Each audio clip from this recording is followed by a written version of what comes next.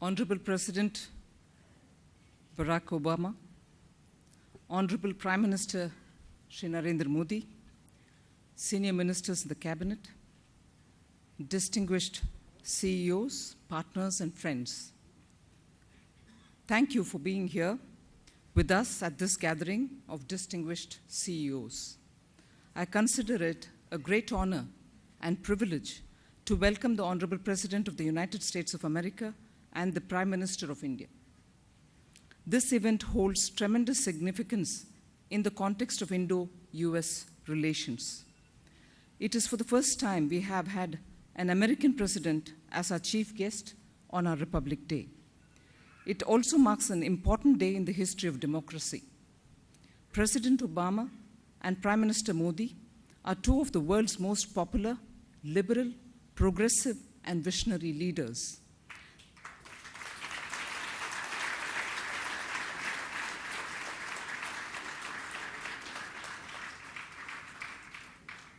They have both boldly and courageously pushed against obsolete conventions with a level of conviction that is rarely seen in modern governance.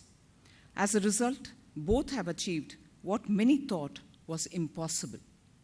President Obama, with his unflinching commitment to reform, has shown the American people and the world at large that idealism and governance are not mutually exclusive.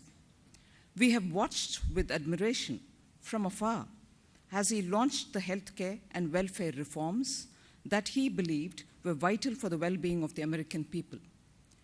By demonstrating strong political will, Prime Minister Modi has galvanized and unified India's many stakeholders, from students to business leaders, farmers to government officials, and made them believe that progress is not only possible, but inevitable. Most importantly, President Obama and Prime Minister Modi represent the hopes and ambitions of two great nations. Two nations separated by continents and oceans, but united by their belief in two great values: freedom and enterprise. The Make in India initiative, launched by the Prime Minister of India, Shri Narendra Modi, in September 2014, is built on these very values. It is a call to action to India's citizens and business leaders. It is also an invitation to our partners and investors around the world to manufacture in India and be an integral part of global supply chain. However, Make in India is much more than just a slogan. It is a commitment to change. It is a very special space of time. In a very short space of time, we have dismantled the obsolete and obstructive framework of the past, replacing it with a transparent and user-friendly system that will help drive investment, foster innovation, develop skills, protect intellectual property, and build best-in-class manufacturing infrastructure. And we have covered a lot of ground in very little time. The most dramatic evidence of progress is the unprecedented opening up of key sectors, including railways, defense, construction, insurance, and medical devices. These sectors, all of which are of great interest to our partners and investors in the United States of America, now allow increased levels of foreign direct investment. India is today one of the most liberal FDI economies in the world. We have also launched an array of measures focused on the ease of doing business in India. Brand new IT-driven application and tracking processes are replacing files and red tape. A number of new initiatives have been launched in order to streamline and rationalize licensing rules at the state government level, aligning them with global best practices. The Prime Minister met a number of business leaders in the US last year to emphasize India's commitment to improving the ease of doing business, and US investors responded very positively. The Prime Minister's message is clear. We will not just make it easier to do business in India, we will make India the easiest business environment in the world. Much has been achieved.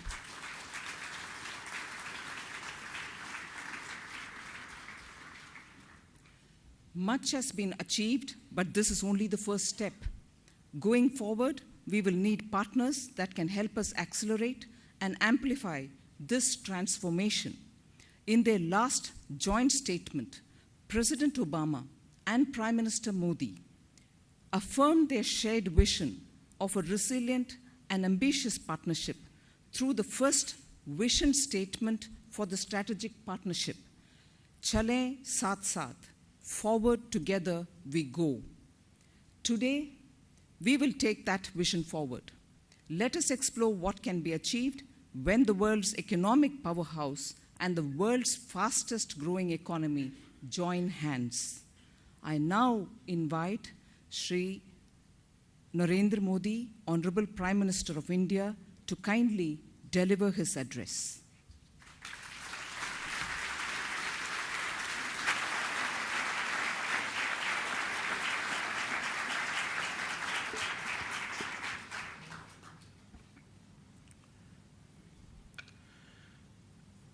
Mr. President, distinguished guests, my heartiest greetings on Republic Day. I'm deeply honored to do so as the first Prime Minister born in free India.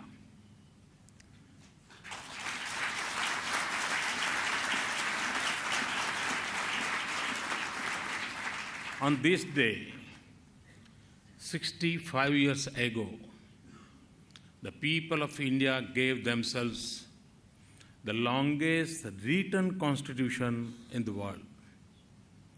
It was a constitution for a society with huge diversity and disparities. For a young nation facing many challenges and constraints, it was a pledge rooted in the ancient wisdom of our land, of faith in coexistence, assemblies, and republics. A constitution forged from the highest ideals and inspired by a lofty vision and values that define India and the United States of America. We are two nations blessed because of the rich inheritance, even more because of generations of Indians and Americans who have perceived and have upheld them. For our nation, the journey has been impressive, but the road ahead is still long, because the hopes that we wrote into our Constitution still elude many. It will be fulfilled only when every Indian has a life of dignity, freedom from want, and belief in the possibility of dreams. Last May, in a historic election, our nation renewed its people to that vision. In the past 8 months, we have worked tirelessly to fulfill the mandate not just to increase our economic growth, it is also to transform the quality of life of our people and preserve the gifts of Mother Nature. Our task is huge and it would not happen overnight. We are conscious of our challenges, but also inspired by our many successes. And we have the energy of our youth, the enterprise of our business, and the genius of our farmers. Above all, We have the confidence and optimism of the nation. To this audience, I hardly need to spell out the series of bold steps that we have taken. My message to you is this: you will find an environment that is not only open but also welcoming. We will guide you and work with you in your projects. You will find a climate that encourages investment and rewards enterprise. It will nurture innovation and protect your intellectual property. It will make it easy to do business. Our immediate target is to bring us from the rare ranks of the world into the top 50. You will find a tax regime that is predictable and competitive. We have removed some of the excesses of the past. We will, how,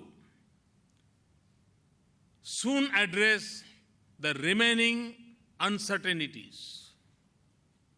Our goal is an economy where skills, infrastructure, and resources will not be the constraints to growth. In the world of economics, numbers are often an unforgiving mirror to performance. They are telling us that we are on the right path. Our economic growth has increased by a percentage point. Today, business sentiments in India are the strongest among major Asian markets. Consumer confidence in India has turned positive after 3 years. Growth in the 8 core sectors of the economy has increased sharply. Inflation is at 5 years low, and 110 million new bank accounts have opened in the last 4 months. Investments from the United States have jumped by 50% in the first 6 months of my government. And I know that some of the pledges made in September in Washington have begun to flow in. Yes, I do keep track of these things.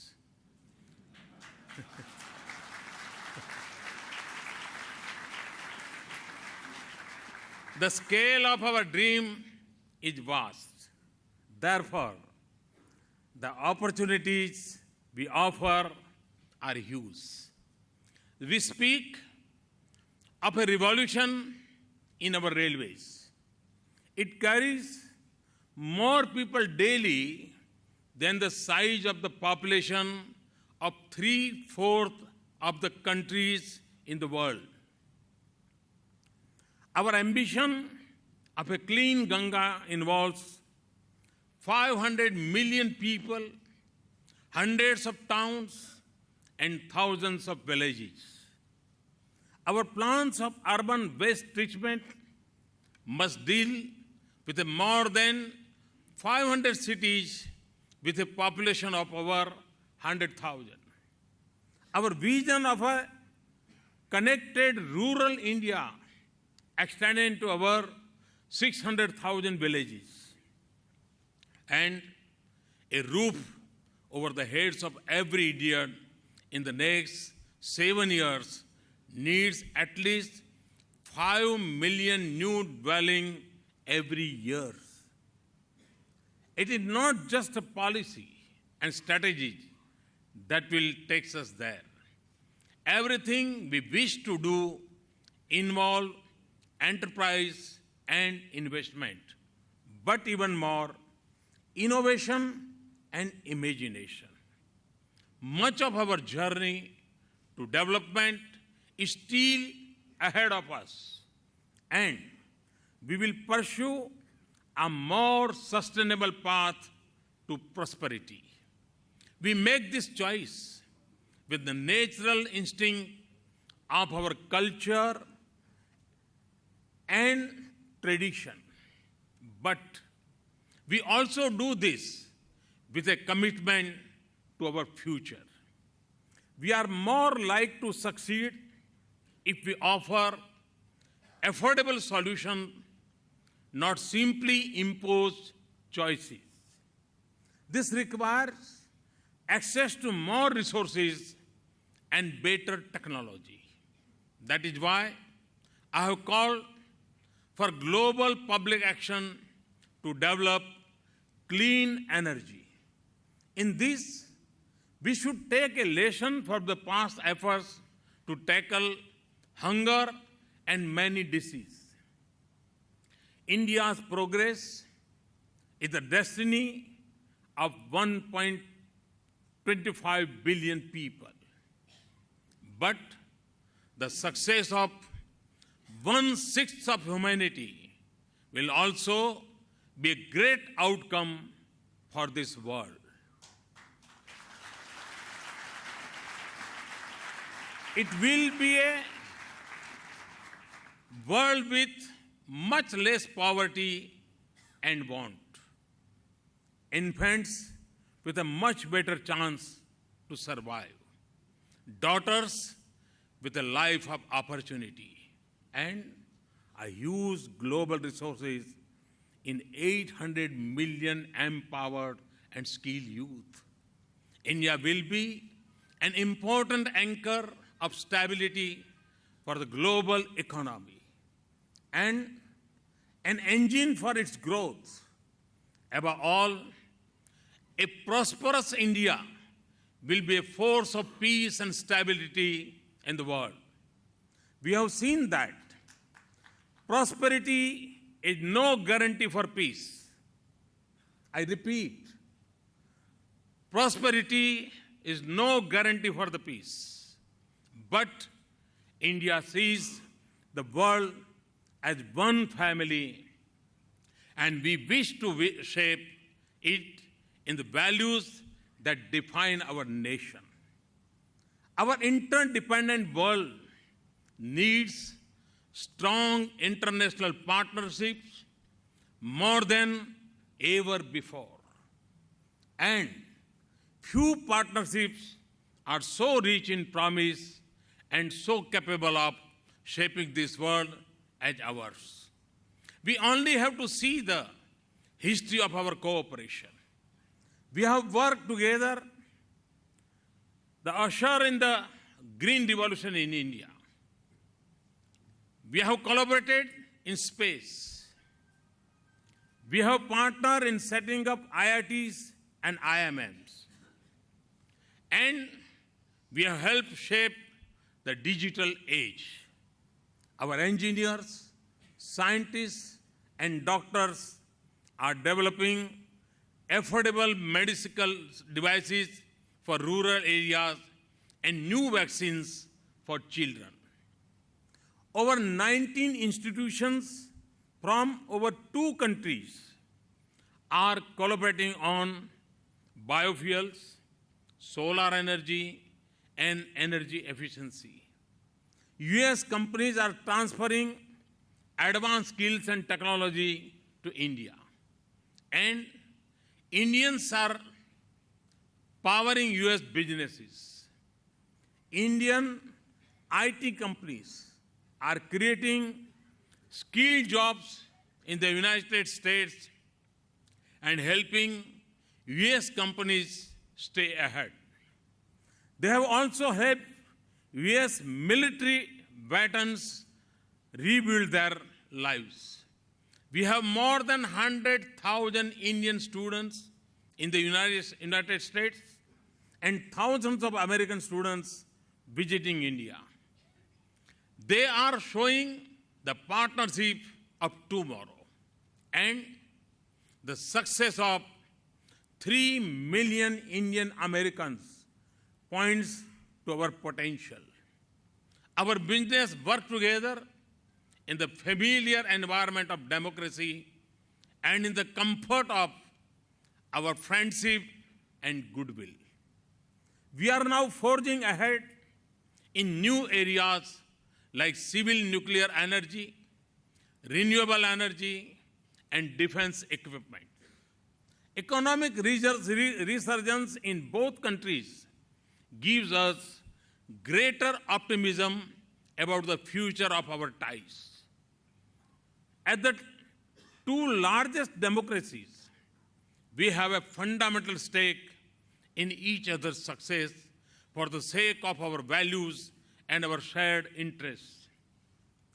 Working by ourselves, we can still advance our common interests.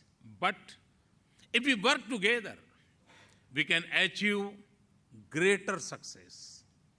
Our partnership will be vital for prosperity at home and our economic leadership abroad. It will help address global challenges of our times. For too long, India and the United States have looked at each other across Europe and Atlantic.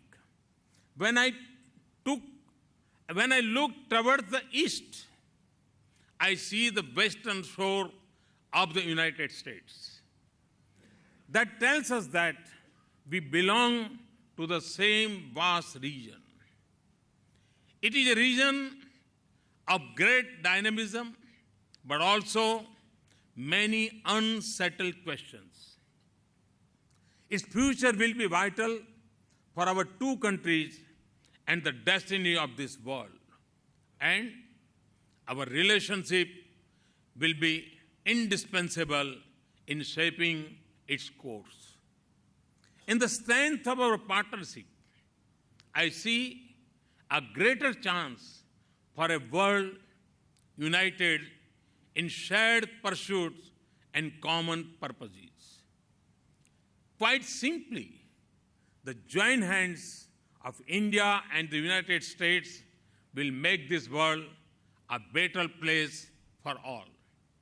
This morning, America joined us in friendship to celebrate our shared values.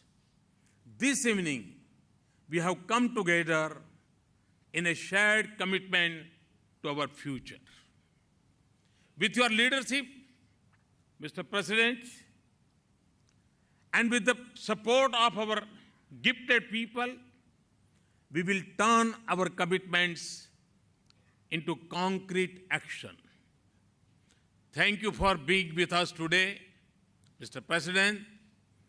Thank you to you all for coming from the United States and all over India. Your participation has made this summit more meaningful. Thank you all. Thanks a lot. Thank you very much.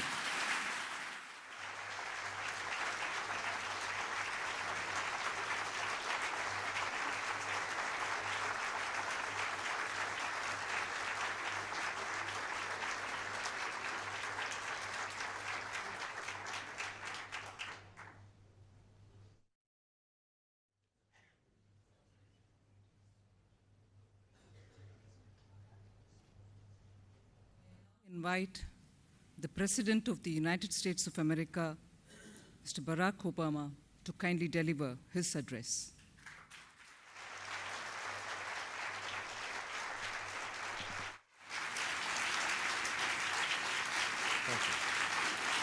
Thank you so much. Thank you.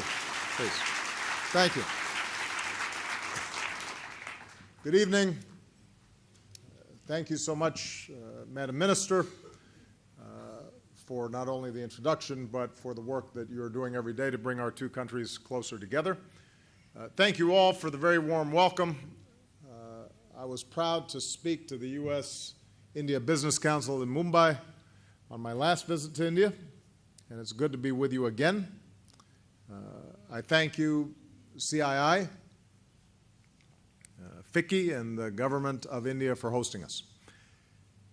I'm pleased to be joined on this visit by leaders from my administration who are dedicated to expanding the trade and investment between our two countries, and I just want to mention them briefly. Our Secretary of Commerce, Penny Pritzker, the Administrator of the U.S. Agency for International Development, Raj Shah, the President and CEO of our Overseas Private Investment Corporation, Elizabeth Littlefield, and the Director of the U.S. Trade and Development Agency, Lee Zack.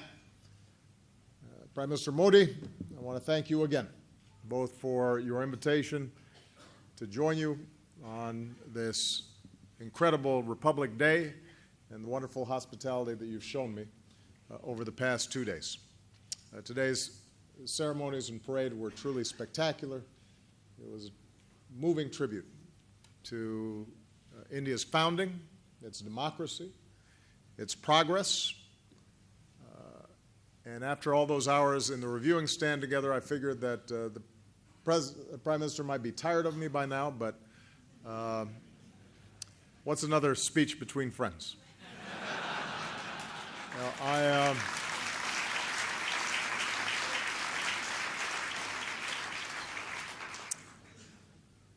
I will not, by the way, ride a motorcycle today after watching those incredible acrobats.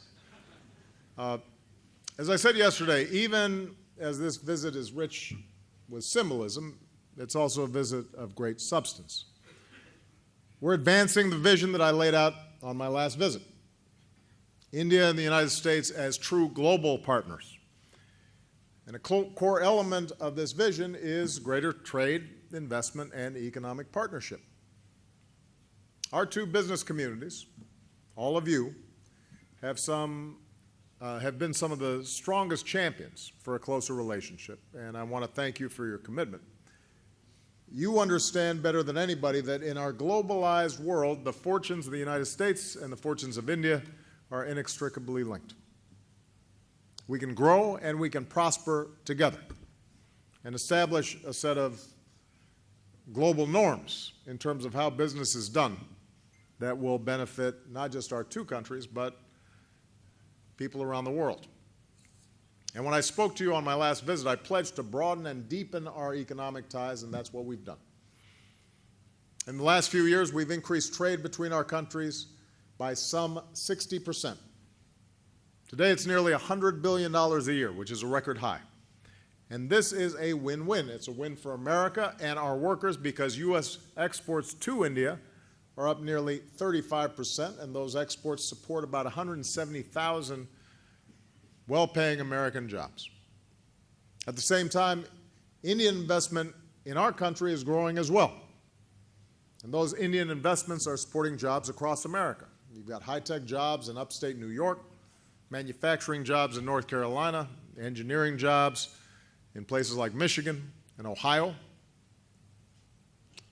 And our growing trade is a win for India because increased U.S. exports and investment here mean more American-made planes flying passengers on India's airlines all over the world, more American-made turbines generating the energy India needs to continue with its growth, more American-made machinery upgrading India's infrastructure. And because we've made it easier for foreign companies to sell and invest in America, India's exports to the United States are also increasing. And that means more jobs and opportunities here in India. In the end, that's the purpose of trade and investment, to deliver a better life for our people. And both Indian and American workers are and can benefit even more in the future from close ties between our two countries. So we're moving in the right direction. I want to thank everybody here for the progress that we've achieved together. Now, that said, we all know that the U.S.-India economic relationship is also defined by so much untapped potential. Of all America's imports from the world, about 2% come from India. Of all of America's exports to the world, just over 1% go to India. 1% to over 1 billion people. We do about $100 billion a year in trade with India, which is a great improvement since I took office, but we do about $560 billion a year with China. And that gives you some sense of the potential both for the kind of growth that India might unleash and the potential for greater trade between our two countries. So I think everybody here will agree. We've got to do better. I know Prime Minister Modi agrees, and he just shared his expansive vision on this issue with you. As we announced yesterday, we've taken a number of concrete steps forward on this visit. New breakthroughs will help us overcome some key issues and move us toward fully implementing our civil nuclear agreement. We've taken another big step forward in our defense cooperation with a new technology and trade initiative so that Indian and American companies can jointly develop and produce new defense technologies. We've agreed to resume discussions that would move us toward a bilateral investment treaty that would facilitate Indian businesses making more investments in the United States and U.S. businesses making more investments here in India. And we've agreed to step up our efforts with a new high-level U.S.-India strategic and commercial dialogue to make sure we're taking concrete steps that build on our progress so that when two leaders share a vision and make agreements, we know that our agencies, our bureaucracies, will follow through aggressively, and we can hold them accountable. And President Modi, Prime Minister Modi, I want to thank you for your personal commitment to helping us advance all of these efforts. Today, I'm proud to announce additional steps, a series of U.S. initiatives that will generate more than $4 billion in trade and investment with India and support thousands of jobs in both of our countries. Specifically, over the next 2 years, our Export-Import Bank will commit up to $1 billion in financing to support Made in America exports to India. And OPIC will support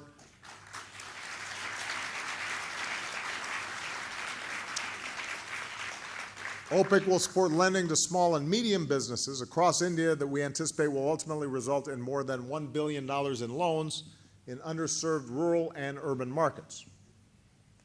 And our U.S. Trade and Development Agency will aim to leverage nearly $2 billion in investments in renewable energy in India.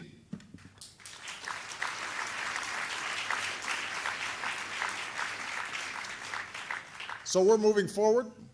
There's new momentum, there's new energy, new hope that we can finally begin to realize the full potential of our economic relationship. And I want to close by suggesting several specific areas where we need to focus. First, we have to keep working to make it easier to do business together in both our countries. For the past 2 years, business leaders like you have voted America as the best place in the world to invest. I'm pretty happy about that. And we're going to keep working through what we've called Select USA, an initiative to cut red tape, streamline regulations, so that even more companies like yours from India and around the world come and set up shop in America.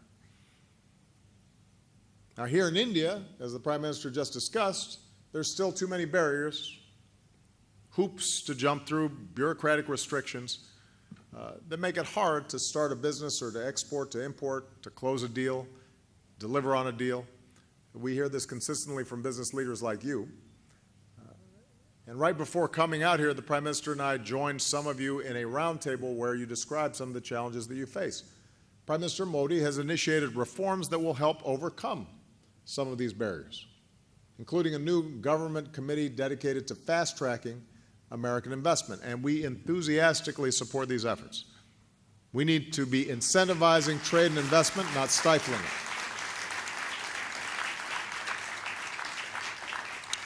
We need to be fostering a business environment that's more transparent and more consistent and more predictable.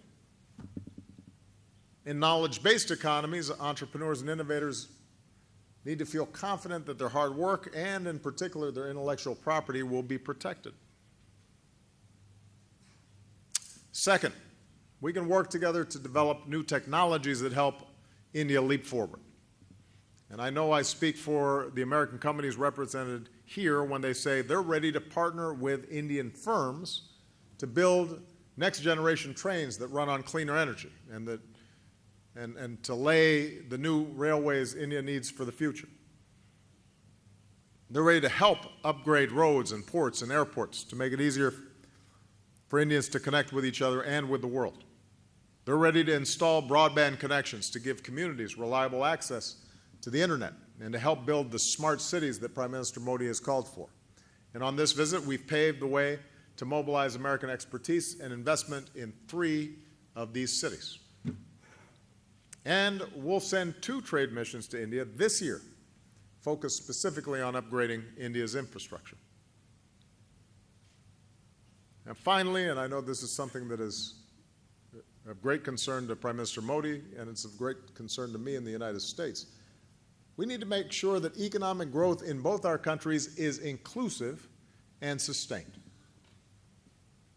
India's astonishing growth in recent decades has lifted countless millions out of poverty and created one of the world's largest middle classes. There's an important lesson in that. Growth cannot just be measured by the aggregate. It can't just be measured by GDP. It can't just be measured by the bottom line on a balance sheet. Growth in the end has to make people's lives better in real, tangible, and lasting ways. Prime Minister Modi has laid out an ambitious vision for the future that lifts up India and its people. And I know that the Prime Minister has even taken to sweeping the street himself, and that CEOs are following his lead.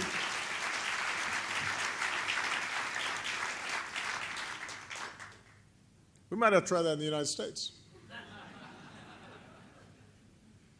The United States is ready to work with you to help every home and business in India have reliable access to electricity, so more families can share in India's progress. And as we announced yesterday, we want to support India's goal of expanding solar energy, help improve air quality in India's cities, and expand access to clean water. There's good business sense, by the way, in being environmentally sound. And one of the great potentials for India and one of the necessities for the world is that we find ways to lift people out of poverty and provide them power in ways that are sustainable and allow you to leapfrog over some of the dirty development strategies of the past directly into the clean strategies of the future. As you work to give every Indian household a bank account, American companies are ready to help to make sure these accounts can help Indians in their day-to-day lives by digitalizing retail transactions. As we grow, we have to do it responsibly and stay true to our values and uphold basic standards and rule of law. We have to keep striving to protect the rights of our workers, to make sure that our supply chains are sourced responsibly. Today, I'm also proud to announce a new public-private partnership to help millions of proud Indian Americans directly invest in India's future. Our new Indian Diaspora Investment Initiative will allow folks back home to generate a new stream of financing for Indian businesses that are investing in non-traditional and too often overlooked markets, whether it's providing health care to rural communities or improving water and sanitation, to opening up some of those new bank accounts. And this can be another spark in India's economic engine. I know from talking with so many Indian Americans that they are very excited about this opportunity. They're ready to do even more to help unleash India's success. And it's just one more example of how much we can achieve, how much more good we can do if we keep working together as governments and as business and as citizens. Let's make it possible for a young woman in a rural village to start a business with a partner in America that will change both their lives.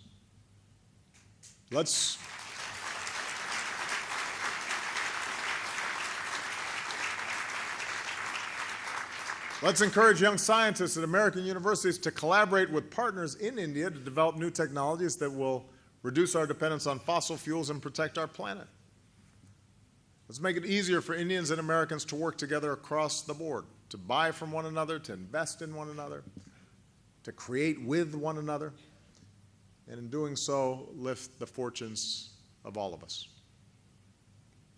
That's the future I believe in for our countries, and that's the future I know we can achieve if we're willing to work for it together. I know the Prime Minister has expressed his commitment. You have the commitment of the President of the United States and my administration. I'm looking forward to working with all of you. The next time I come to India, I expect we will have made more progress. All right? Thank you very much.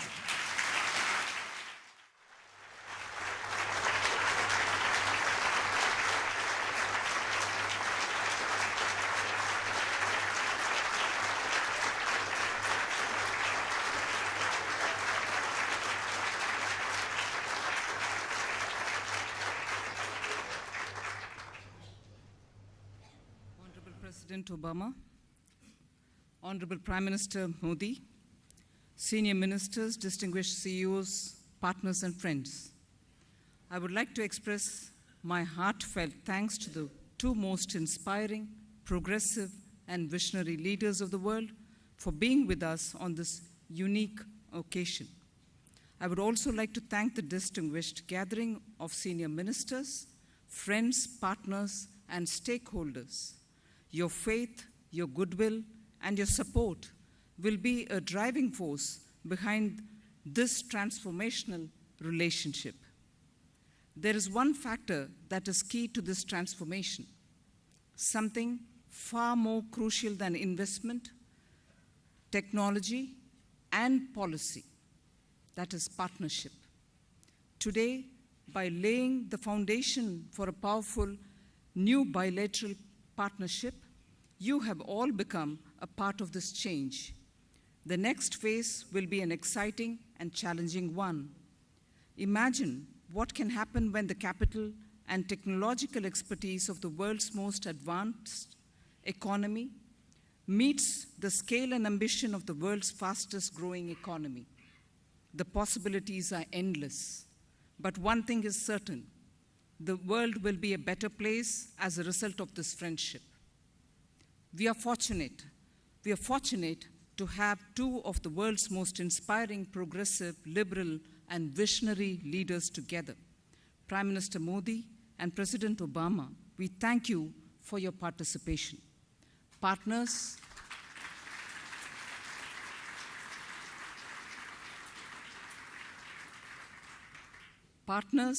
and friends, we thank you all for being here, and thank you for believing in this dream that we call India.